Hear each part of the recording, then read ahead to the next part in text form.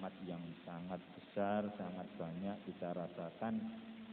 Yang paling besar nikmat kita adalah kita masih beriman kepada Allah Subhanahu wa taala. Beriman dan semangat untuk menjalankan ketakwaan kita kepada Allah Subhanahu wa taala.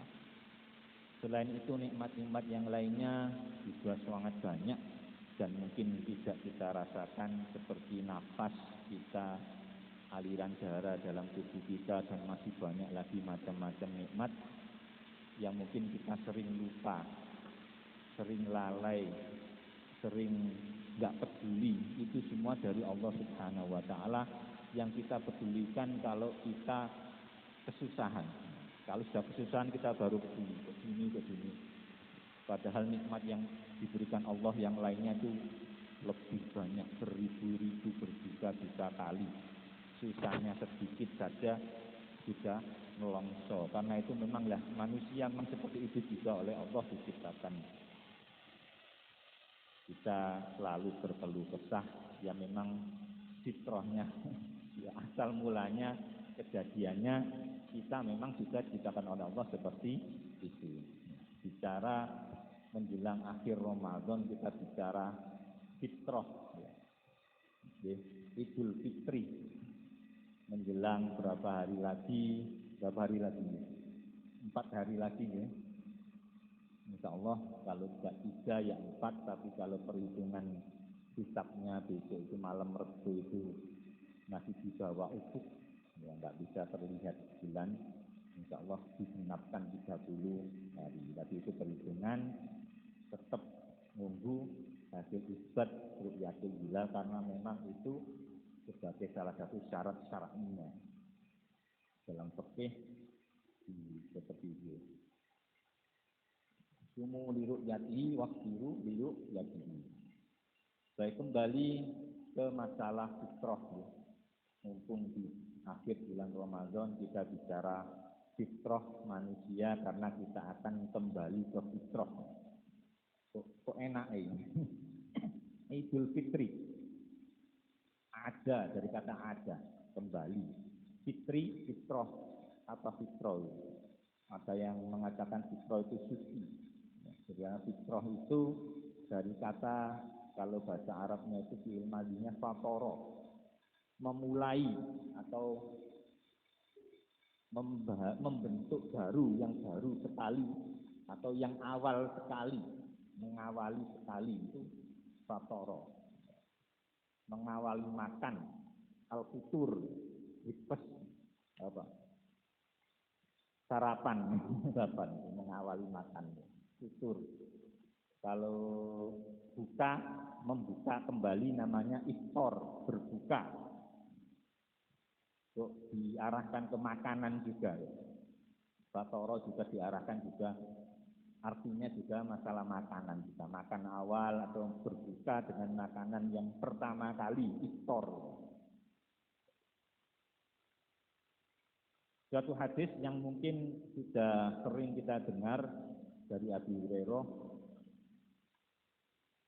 Rasulullah bersabda, kullu mauludin yuladul alal fitrah. Ada hadis yang lain, ma min mauludin yuladu illa alal fitrah. Sama, artinya sama.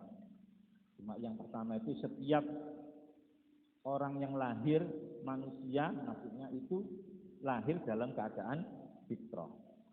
Ma min mauludin, tidak ada orang yang lahir illa yuladu, yang lahir illa alal fitrah, kecuali dengan fitrah. Maksudnya sama. Fa abawahu yuhawidanihi aw yunasiranihi aw yumajisanihi. Dan kedua orang tualah nyalah yang akan menjadikan dia Yahudi, Nasrani dan Majusi. Tidak disebutkan yusalimunahu atau yusalimunahu, tidak disebutkan yang mengislamkan dia. Disebutkan ini tidak sebut yang mengislamkan dia karena memang pada dasarnya fitrahnya manusia itu adalah Islam. Dalam hadis itu, karena Islam itu tidak disebutkan, tapi agama-agama lain yang disebutkan, Ketika itu di Arab Saudi ya 3 agama itu. Kalau enggak Yahudi, Nasrani, dan Majusi. Jadi setiap anak itu dilahirkan dalam kondisi fitrah, dalam kondisi Islam sebenarnya pada dasarnya. Tetapi kedua orang tua dialah yang menjadikan dia Yahudi, Nasrani, atau Majusi. Jadi fitrah ini dengan hadis ini diartikan secara syar'i, secara istilah. Tadi secara bahasa fitrah itu adalah memulai, ya bisa memulai makan.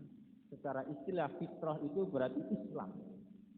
Kita semua ini pada dasarnya seluruh orang, seluruh manusia ditakdirkan lahir merosot itu dalam keadaan Islam, memeluk agama Islam, sebenarnya seperti itu.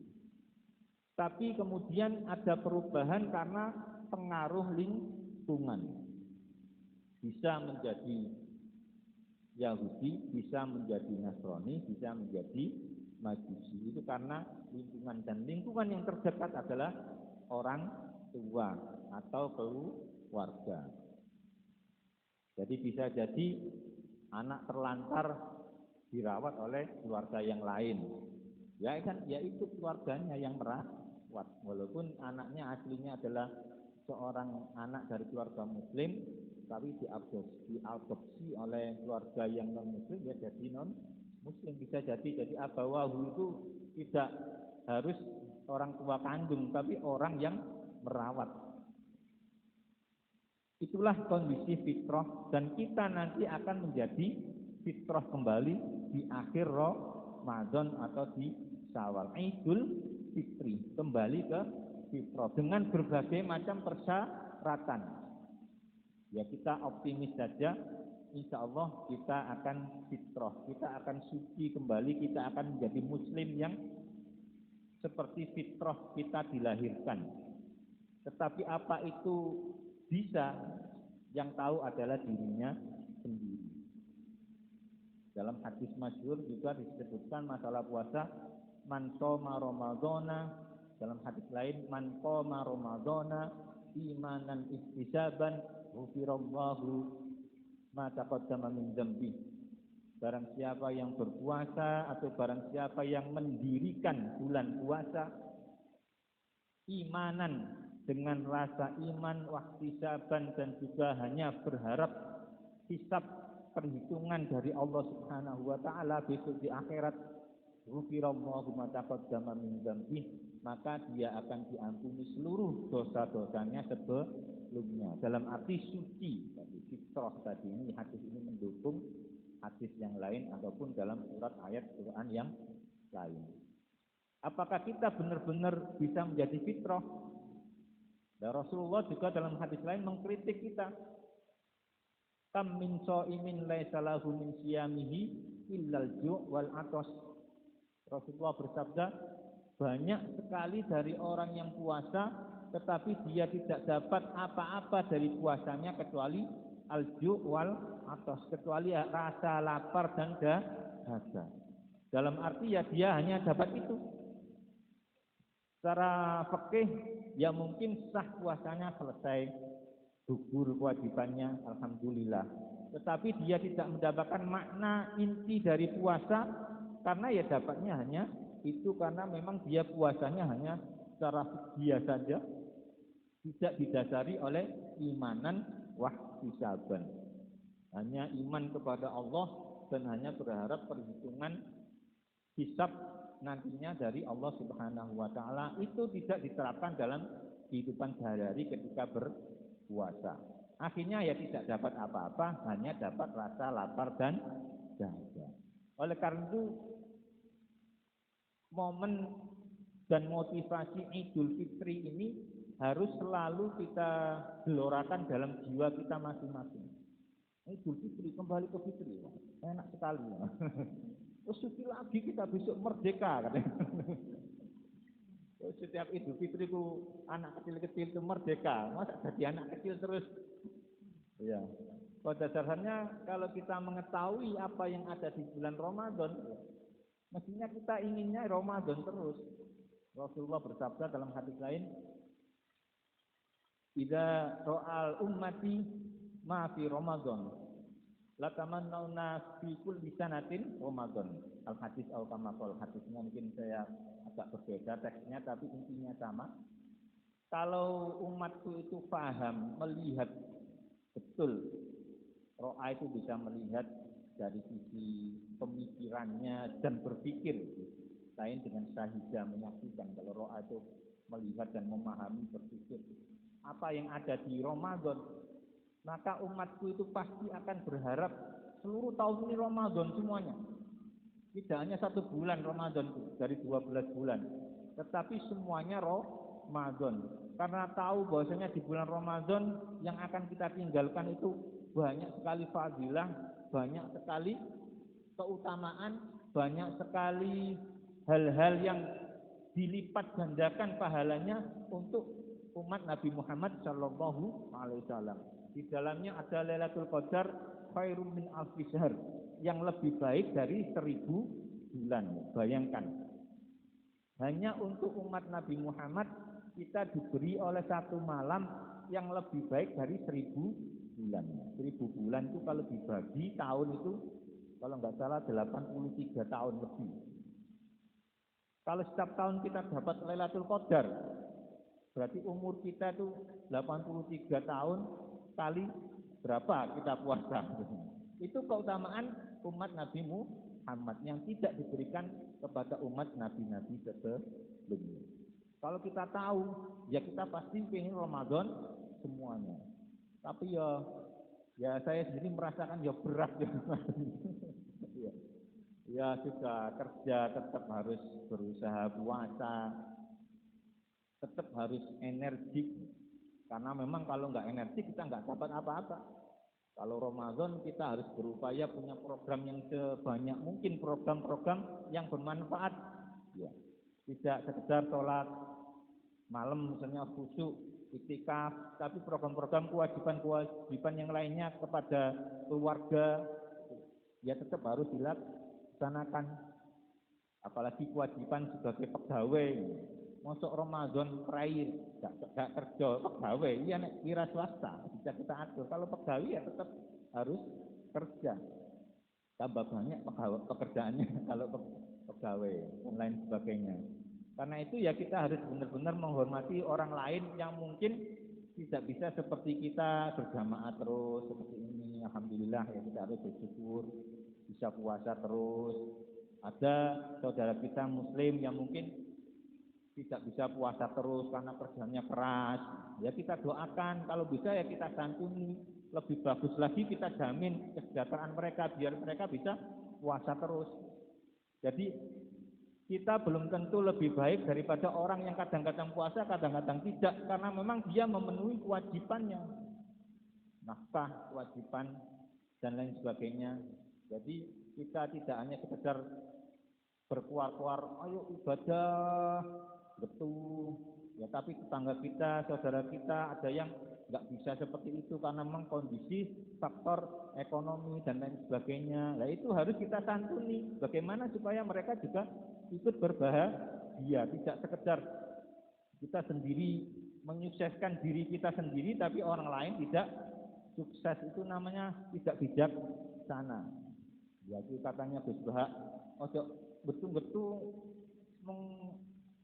menggembar-gemborkan ibadah di bulan Ramadan, tapi kita lihat tangga kita, saudara kita yang masih belum bisa seperti itu. Dalam suatu riwayat juga ada sahabat itu ketika Rasulullah bersama sahabat ketika pulang dari satu peperangan, itu melihat seorang sahabat minggul kayu, nggak ikut perang. Terus kelihatan dia karena malu ya tetap berjalan, dia cuma menunjuk kepada Rasulullah saja. Itu ada salah satu sahabat yang menyek, yang ngejek, nggak ikut perang, nggak ikut jihad. Ditegur langsung oleh Rasulullah. Bahwasanya beliau itu bekerja untuk mencari nafkah keluarganya yang tinggal ibunya sendiri dan tanggung jawab kepada keselamatan ibunya. Itu juga jihad fisabilillah. Nggak ikut perang, katanya. Tapi dia punya kewajiban lain yang mungkin lebih penting yang tidak bisa yang kita tidak mempunyai kesempatan seperti itu juga harus kita hormati.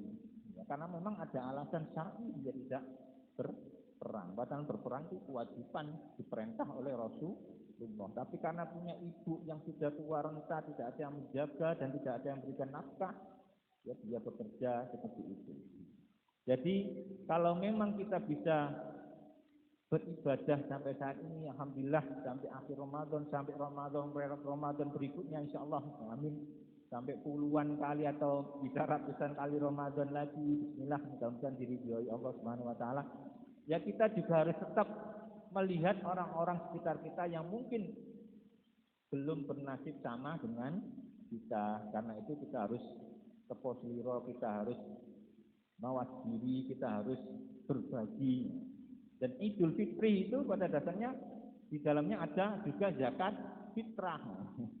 Zakat fitrah, zakat untuk membersihkan diri kita dengan mengeluarkan harta kita kepada orang-orang lain yang membutuhkan. 8 asnaf itu atau minimal kalau dalam kitab Al-Azkar Imam Nawawi itu minimal fakir, miskin, jangan sampai mereka tidak bergembira, kita sendiri setelah bergembira merasa menang melawan hawa nafsu, padahal perangnya juga belum selesai. Hanya perang di momen Ramadan, perang berikutnya melawan hawa nafsu masih tetap mengintai kita, masih tetap harus siap kita hadapi. Dengan zakat fitrah itu hanya simbol saja. Untuk selanjutnya ya kita harus selalu memfitrahkan diri kita, mensucikan diri kita, membersihkan diri kita, benar-benar fitrah itu kita jaga dan menjaga kefitrahan kita. Jadi itu mungkin sekilas yang bisa saya sampaikan pada pagi hari ini ya. Ya menjelang akhir Ramadan, mudah-mudahan kita senantiasa diberi oleh Allah keringanan dalam beribadah, ya. Tetap keringanan. Kadang-kadang kalau sudah puasa, selesai puasa, ya merotol semua. Ya. Padahal bulan Syawal Ramadan itu membakar, artinya membakar. Memang dulu Ramadan itu bulan ketika musim panas terbakar, karena memang kalendernya sebelum ditetapkan kalender Hijriah oleh Rasulullah itu kalender orang Arab itu kalender lunar solar. Kalender perhitungan bulan juga disesuaikan dengan solar, perhitungan matahari. Jadi kadang-kadang bulan ketika di zaman sebelum Rasulullah itu bulan itu bisa sampai 13 bulan. Kok Ramadan kok musim dingin, besok-besoknya digeser musim panas lagi. Nah karena Ramadan itu musim panas sebetulnya. Syawal itu peningkatan, ada Rabiul Awal itu musim semi, awal Rabiul Tsani itu ada arti-artinya.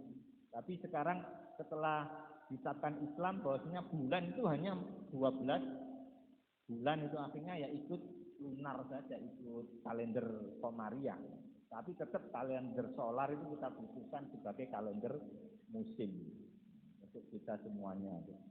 Jadi marilah kita berharap kepada Allah, kita mohon kepada Allah, hanya kepada Allah. Mudah-mudahan kita selalu diberi perlindungan oleh Allah Subhanahu wa taala, diberi hiro semangat untuk selalu meningkatkan ketakwaan kita pada Allah Subhanahu wa taala.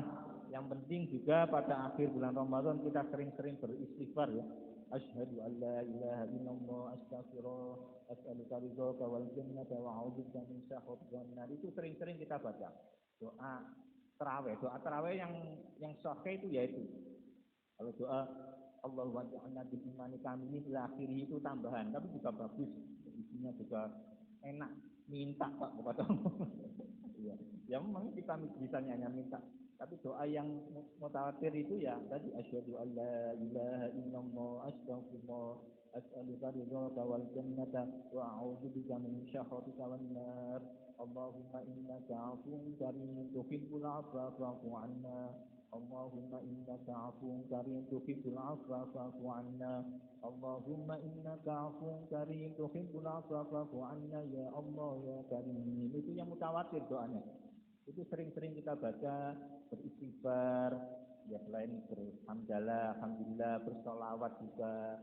Di akhir-akhir bulan Ramadan ini mudah-mudahan kita benar-benar telah mendapatkan Lailatul Qadar. Kita nggak tahu Lailatul Qadarnya itu sudah turun atau belum. Ya, mungkin bisa diartikan Lailatul Qadar itu pasti kita dapatkan kalau kita benar-benar Ramadhana, mendirikan Ramadan, insya Allah kita pasti dapat Lailatul Qadar.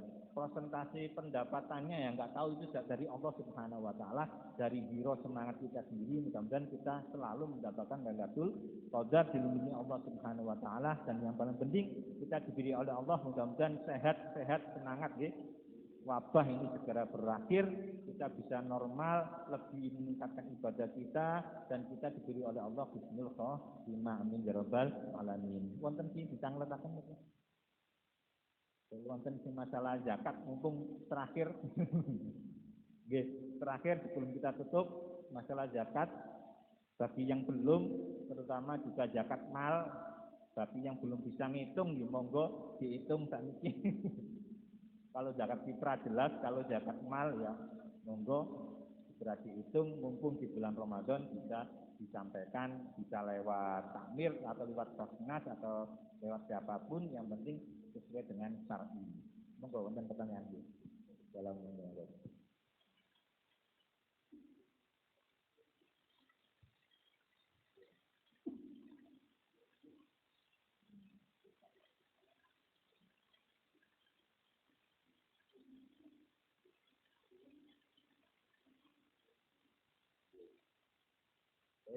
yang pertama masalah nisab perdagangan atau nisab apa? Jadi kalau yang dinas Al-Quran itu zakat pertanian, zakat peternakan, binatang tertentu, dan zakat perdagangan. Selain itu ijma' qiyas dari para ulama. Seperti zakat profesi, itu tidak ada nasnya. Tetapi itu secara umum ada Qur'annya, wa anfiqu mimma razaqnakum. Itu bisa dijadikan dalil. Semua apa yang diberikan oleh Allah kepada kita itu harus kita infakkan, karena itu harus berarti bernilai zakat atau suatu kewajiban. Kalau perdagangan disamakan dengan perdagangan, maka kalau perdagangan kan haul 1 tahun syaratnya, terus nisabnya itu kadarnya itu kalau sekarang diemaskan sekarang itu kurang lebih menurut Syafi'i itu 85 gram emas. Itu kalau dinisabkan perdagangan. Kalau zakat penghasilan dinisabkan perdagangan berarti 1 tahun. 1 tahunnya itu kalau penghasilan kita, kalau memang itu yang dihitung adalah penghasilan, sebenarnya perdagangan itu yang dihitung adalah modal usaha, bukan batinya kalau perdagangan asli. Tapi kita kiaskan kewajiban zakat kita nisabnya perdagangan, berarti hasil gaji kita selama setahun itu sama dengan 85 gram emas murni, ya. Sekarang 1 gram itu emas antam itu kalau nggak salah 925.000, katakanlah 1 juta lah, 1 juta. Berarti kalau penghasilan kita setahun itu 85 juta, menurut pendapat yang mewajibkan zakat profesi dikiaskan dengan zakat perdagangan, maka kalau sudah 80 juta lebih, maka 1 tahunnya pendapatannya, maka dia wajib mengeluarkan zakat 2,5% sekali dalam setahun. Jadi misalnya dia gajinya 1 bulan 10 juta misalnya, kayak saya ya, sekitar 10 juta alhamdulillah. Berarti 1 tahun kali 12, ya, berarti 120 juta. Berarti saya harus mengeluarkan zakat 2,5%. Berapa 2,5%-nya dari 120 juta? Bukan dihitung 85 jutanya, tapi 120 jutanya itu totalnya.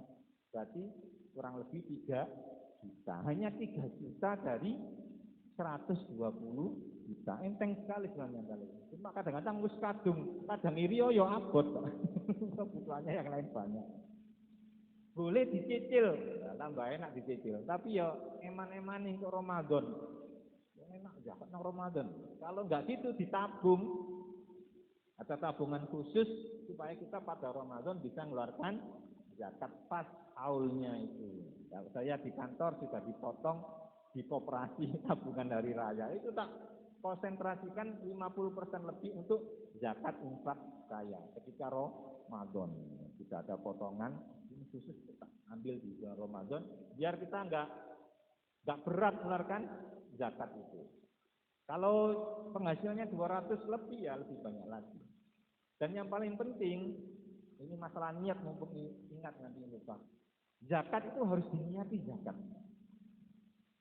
Dan kalau dalam urusan administrasi, kewajiban pencatatan itu harus dicatat zakat itu. Karena kalau kita tidak mencatat zakat, orang lain yang mengetahui, walaupun sekarang belum ada orang yang mengetahui kewajiban seorang zakat ya. Tapi pada dasarnya secara administrasi pemerintahan, kalau kita lihat pada zaman Khalifah Umar bin Abdul Aziz, itu tercatat rapi, resmi, dan diketahui banyak orang. Siapa saja yang wajib mengeluarkan zakat. Kayak sekarang wajib mengeluarkan pajak. Itu kan tahu penghasilan seorang pegawai negeri atau dari perusahaan macam-macam itu pasti tahu. Karena itu dilaporkan oleh negara dan ada potongan pajaknya. Tapi untuk zakat, ya kita masih berupaya pelan-pelan. Ini undang-undang masalah zakat masih memotong dari NJOP-nya, nilai objek pajak NOP-nya, NOP-nya. Dan besok bisa zakat mengurangi kewajiban pajak, bisa saja seperti itu nanti kita upayakan dari sisi pemerintahan. Jadi zakat itu harus diniati zakat, jangan disembunyikan dan diniati infak sedekah. Karena zakat seperti sholat harus jelas pelaksanaannya. Salah satu kewajiban. Tetapi kalau infak sedekah disembunyikan lebih baik. Tapi kalau zakat harus diikrarkan dalam hati minimal atau kepada panitia yang kita titipi atau kepada amil zakat, kalau bisa kepada amil zakat. Ini zakat saya. Itu baru logo karena memang kewajiban. Tapi kalau infak sedekah itu lebih baik disembunyikan.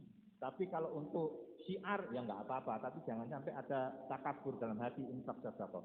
Tapi kalau zakat itu wajib diikrarkan. Ke depan mungkin ini masih menata masalah peraturan zakat, wajib diketahui oleh orang banyak. Karena pada dasarnya kita lihat secara kasat mata aja kita sudah tahu. Ya secara umum belum tentu benar, tapi secara umum dia itu wajib zakat atau tidak. Ya ini yang dikiaskan kepada zakat perdagangan.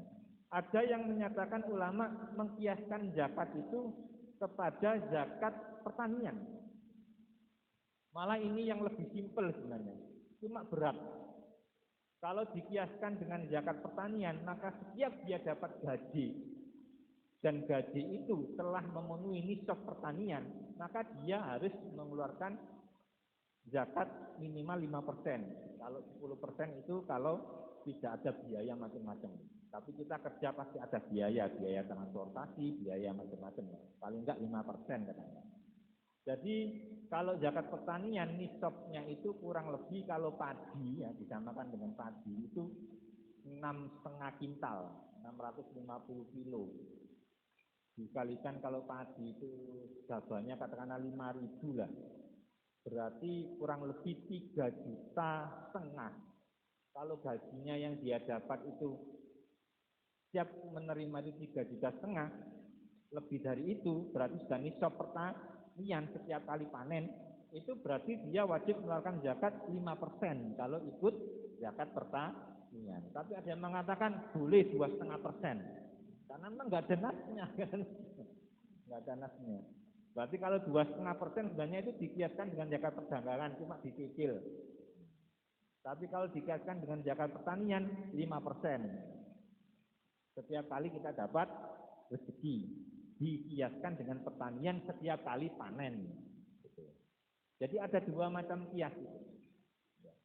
Tapi pendapatnya juga macam-macam. Ada yang berpendapat harus neto, hasil gaji neto, gaji yang benar-benar bersih, yang kita terima itu yang baru zakat. Kalau dihitung itu ya kalau bersih ya nggak zakat-zakat kita. Karena kebutuhan macam-macam, apalagi kebutuhan nyicil utang. ya nggak zakat-zakat. Wong gajinya itu kadang-kadang tinggal separuh, karena nggak sampai separuh karena utang ini, utang itu, nyicil ini, nyicil itu. Ya terserah ya. Jadi kita juga nggak bisa maksa karena itu juga kias. Karena itu juga ijma dari ulama, terutama Profesor Yusuf Qaradawi itu yang mempelopori itu ya sebagai ulama kontemporer sekarang. Dan masih banyak juga ulama yang menyangkal itu, tidak mau, itu nggak ada, itu ngawur, itu Yusuf Qaradawi ada yang seperti itu juga. Ya terserah, ya terserah. Ya kita pelorkan aja, terserah keyakinan masing-masing. Tapi dalam ceramahnya Gus Bahak itu memang keadilan zakat itu nggak bisa kita perkirakan. Ya. Kalau kita benar-benar ingin merasa adil, ya kita harus merasakan bagaimana susahnya petani yang menanam bercocok tanam, kena biaya macam-macam lah. Sekarang bertani kan nggak bertani sendiri kan, mesti manggil tukang apa, buruh tani biayanya juga seperti itu banyak sekali. Dulu nanam kurma, nanam gandum di daerah Timur Tengah ya nggak begitu banyak buruh yang dibutuhkan, tapi sekarang juga buruh yang dibutuhkan. Itu aja hanya dapat 3,5 juta sudah wajib zakat. Ya sedangkan mohon maaf dokter, di sini mungkin banyak dokter atau pejabat, penghasilannya wah puluhan juta setiap bulan. Wah, kok nggak zakat ya? Kan keadilannya dari mana? Di mana itu keadilannya itu? Kan nggak adil itu. Ya, tapi ada yang ngotot ulama, nasnya nggak ada, ya nasnya nggak ada. Ya terserah. Ulama saya nggak berani menyalahkan ulama yang seperti itu, juga mereka alim, orang pinter. Ya. Tapi ulama kayak Yusuf Qaradawi dan kita semua ulama-ulama sekarang kontemporer menghendaki itu. Keadilan zakat itu perlu kita tegakkan. Jangan sampai petani yang susah payah hanya dapat 3,5 aja sudah harus mengeluarkan 5%, sedangkan kita yang pegawai yang enak-enakan profesi-profesi khusus dapat puluhan juta bahkan ratusan juta setiap bulannya tidak mengeluarkan zakat. Tapi arahnya ke depan ya paling tidak terformulasikan manajemen zakat itu bisa lebih baik. Kalau bisa ya berpusat di masjid. Ya mohon maaf kemarin saya janji kan SK lupa. Iya, ya tahun depan lah kita upayakan atau habis hari raya kita upayakan. Kalau manajemen zakat itu bisa tertata dengan baik, misalnya masjid ini kan lingkungannya banyak yang profesinya lumayan gitu. Itu mungkin bisa membentuk kelompok binaan di luar wilayah kita ini. Mungkin di desa mana itu ada kelompok binaan yang bisa kita bina khusus. Nanti bisa kita tingkatkan kualitas kehidupan ekonominya dari masjid ini, dikoordinir oleh masjid ini, bisa. Kalau zakat kita di sekitar ini, untuk orang sekitar sini saja mungkin lebih-lebih lah. Tapi di daerah yang agak jauh dari kita, daerah Sukomulyo sana yang pinggir-pinggiran atau daerah mana ada kampung pengemis itu kalau memang kita tingkatkan, kita sadarkan mereka, kita kasih modal, ya mungkin bisa mengentaskan kemiskinan atau mungkin pura-pura miskin, kadang-kadang pura-pura miskin. Profesi miskin jadi profesi. Ya, seperti itu bisa kita laksanakan dengan manajemen zakat. Tetapi kalau zakat kita serahkan sendiri-sendiri, ya nggak kelihatan manfaat zakatnya. Boleh, tapi ada yang mengatakan wajib diserahkan amil. Kalau sekarang sudah ada pemerintah, sudah ada ngatur yang mestinya wajib diserahkan oleh amil. Nah, amilnya itu adalah masjid-masjid yang sudah di-SK oleh pemerintah sebagai amil zakat sah. Itu arahnya nanti ke sana. Jadi yang kedua pertanyaan apa? Mut ya, yang mut ya. Jadi untuk yang mengganti puasa bagi yang benar-benar tidak mampu, atau kita berupaya mengganti puasanya orang tua kita yang sudah meninggal katakanlah, yaitu sebagai upaya saja. Sebenarnya kalau sudah wafat sudah nggak ada kewajiban. Cuma kalau belum wafat berarti tetap ada kewajiban kita sebagai anak. Satu mut itu satu genggam. Kalau dalam takaran satu genggam dua telapak tangan ini, tapi telapak tangannya siapa? Orang Arab atau orang Indonesia? Jadi kalau satu sok untuk zakat itu satu sok itu 4 takaran. Berarti kalau satu zakat itu katakanlah 3 kilogram, ya katakanlah kita ambil yang tengah-tengah, ada yang mengatakan 2,5, ada yang mengatakan 2,7, ada yang mengatakan 3,5, ya kita ambil 3-nya lah tengah-tengah itu. Berarti satu mud itu seperempatnya zakat fitrah. Jadi kurang lebih 750 gram. Itu pendapat yang paling ringan, yang paling ringan. 350 gram itu berarti nggak sampai 1 kilo, berarti nggak sampai 10.000. Tetapi ada yang mengatakan satu mud itu sebenarnya bukan sekedar takaran, tapi satu kali makan, ada yang mengatakan 1 hari makan untuk satu orang miskin. Jadi kalau mud-mudnya itu takaran, tapi diartikan kalau dalam konteks budaya, seorang itu butuh makan itu 1 mud dalam 1 hari. Nah kalau kita takarannya hanya beras 1 mud cuma seperempatnya zakat, nggak cukup Pak, nggak bisa beli lauk, nggak bisa beli gas untuk masak, misalnya sebagainya. Kalau orang Arab kan kurma ya, kurma itu nggak usah pakai lauk kan, dimakan kurmanya udah selesai, udah kenyang. Atau gandum kan dimasak dikasih garam sedikit ya bisa jadi bubur gandum yang enak. Nah kalau sekarang nasi dikasih garam kok gitu ya, gimana rasanya? Iya. Jadi ada yang mengatakan 1 mudnya itu diartikan sebagai kebutuhan satu orang miskin dalam 1 hari. Berapa kebutuhan satu orang dalam 1 hari normalnya? Nah, itu kalau dirupiahkan katakanlah 20.000, ada yang mengatakan 30.000. Jadi standarnya makan orang sederhana dalam 1 hari. Kalau di warung katakanlah makan 3 kali 10.000-an yang paling sederhana ya berarti 30.000 dalam 1 hari 1 mud. Tapi kalau murni yang dipahami kita 1 mud ya cuma itu, cuma 750 gram beras. Nah itu bisa dimakan ya belum keluarga yang lain dan lain sebagainya. Atau ada yang mengatakan satu keluarga, ya kita ambil tengah-tengahnya lah, 1 orang 1 hari untuk kebutuhan makannya kalau dirupiahkan. Jadi kurang lebih 20 sampai 30.000 kalau memang dirupiahkan. Tapi insya Allah sekarang ya nggak berat seperti itu bagi yang punya profesi yang stabil, punya penghasilan yang stabil. Jadi ya diupayakan secepat mungkin walaupun tidak harus hari itu, tapi kalau bisa ya setiap hari. Tapi kalau nggak bisa dikumpulkan ketika menjelang hari raya ya boleh-boleh saja. Langsung diberikan pada orang miskin tertentu untuk meningkatkan derajat ekonominya. Karena memang dalam kitab bukan kitab Al-Azhar ya, dalam kitab apa ya, Muhadzab mungkin Imam Nawawi itu menyebutkan juga zakat itu kalau bisa dikoordinir itu yang lebih baik itu langsung mengentaskan 1 orang miskin daripada dibagi rata kepada 1.000 orang miskin. Itu dalam saya baca seperti itu karena teksnya itu.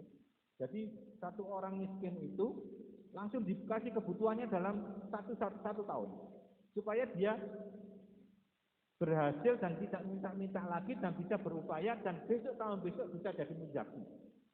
Daripada dibagi ke 1.000 orang miskin, tapi semuanya tetap jadi miskin terus selamanya. Itu ada yang berpendapat ulama seperti itu. Karena itu perlunya manajemen zakat.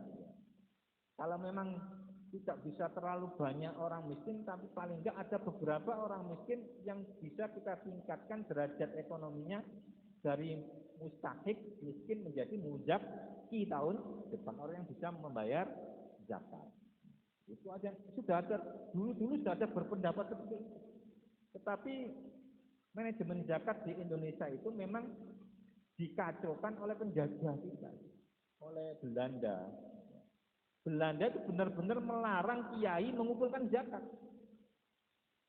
Kiai itu diperintah, dipaksa kepada masyarakat untuk zakat sendiri-sendiri. Karena apa?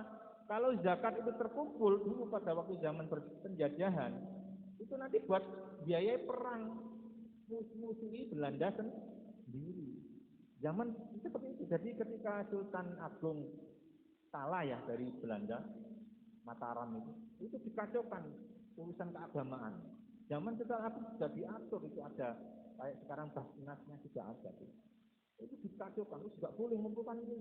Semua kan nggak apa-apa, ada pendapat ulama pinter ya Belanda itu. Ada pendapat ulama yang boleh menyerahkan sendiri, itu nggak usah diatur. Sampai sekarang banyak kiai-kiai, mohon maaf, yang pengennya selalu diri-dirinya. Nah itu harus kita kembalikan, kita harus mengerti konteks sejarah dulu mengenai pengelolaan zakat di Indonesia. Sekarang sudah ada Basnas, sudah ada LAS, Lazisnu, NU, Lazisnu, Muhammadiyah, LAS yang lainnya, ada BPS dan lain-lain. Itu sebagai koordinator yang telah ditunjuk resmi oleh pemerintah. Betapa kalau kita lihat laporan lembaga milik zakat itu benar-benar zakat kalau dikelola, dikoordinir itu sangat bagus sekali. Dompet duafa itu bisa mendirikan rumah sakit di mana-mana. Sekarang sudah kerjasama dengan BWI, Badan Wakaf Indonesia. Gratis untuk orang miskin ataupun orang kaya punya masukannya ke rumah sakit tersebut, akhirnya untuk hasilnya labanya untuk membiayai fakir miskin, anak yatim dan lain sebagainya. Dompet duafa itu banyak contohnya sekarang. Kalau kita koordinir dengan sebaik, terserah lewat Basnas boleh, lewat Lazisnu, NU, Lazisnu Muhammadiyah, IBSF dan lain sebagainya itu. Atau sini Nurul Hayat yang dekat ini itu juga banyak itu. Itu resmi pemerintah. Atau kita dirikan sendiri di sini UPZ untuk ikut Basnas untuk bisa mengkoordinir, membentuk kelompok binaan di desa mana itu bisa tambah bagus. Kelihatan nyata apa yang kita keluarkan itu benar-benar terwujud, meningkatkan derajat ekonomi masyarakat yang dulunya miskin bisa menjadi muzaki, dulunya mustahik bisa menjadi muzaki. Itu sampun cakap Pak masalah mood tadi ya. Jadi mood itu kalau memang bisa disegerakan mumpung bulan Ramadan bisa disegerakan, yaitu menambah pahala juga kalau di bulan Ramadan ditingkatkan pahalanya 70 sampai 700 sampai beribu-ribu kali. Tergantung keikhlasannya, tergantung Allah Subhanahu wa taala. Sampun tetap. Yang itu saja, mungkin yang lainnya kalau ada pertanyaan boleh. Saya selaku penghulu itu petugas pemerintah yang harus bisa melayani masyarakat di mana saja berada, walaupun tugas saya di Balong Panggang, tapi di mana saja berada, kalau memang ada pertanyaan dan bisa saya jawab, insya Allah saya bisa memberikan penjelasan yang lebih baik, yang lebih memuaskan. Kalau nggak bisa ya nanti saya belajar lagi. Tambah enak kalau nggak bisa belajar, tambah banyak ilmunya. Kadang-kadang banyak yang lupa juga ilmu-ilmunya itu dari dunia itu. Itu saja mungkin bisa saya sampaikan. Saya siap nanti kalau ada apa-apa, pertanyaan-pertanyaan bisa ilmunya bisa minta ke Pak Kamhadi terkait dengan masalah zakat, wakaf dan lain sebagainya, waris dan lain sebagainya, kita siap memberikan pelayanan kepada masyarakat. Dan itu tugas saya profesional dari pemerintah resmi. Ya, karena saya sebagai PSK oleh pemerintah sebagai penghulu. Penghulu enggak cuma nikah tok. Yang lainnya juga kita harus siap memberikan kawasan pemahaman kepada masyarakat yang lebih baik. Itu saja. Saya mohon maaf yang sebesar-besarnya. Sekali lagi saya mohon maaf. Minal aidin wal faizin. Artinya semoga kita benar-benar kembali ke aidin. Aidin itu orang yang kembali. Maksudnya kembali ke fitrah wal faizin dan orang yang kembali meraih kemenangan. Amin ya rabbal alamin. Mohon maaf lahir batin. Wassalamualaikum warahmatullahi wabarakatuh. Subhanallahumma wa bihamdihi asyhadu an la ilaha illa anta astaghfiruka wa atubu ilaik. Allahumma shalli ala Muhammad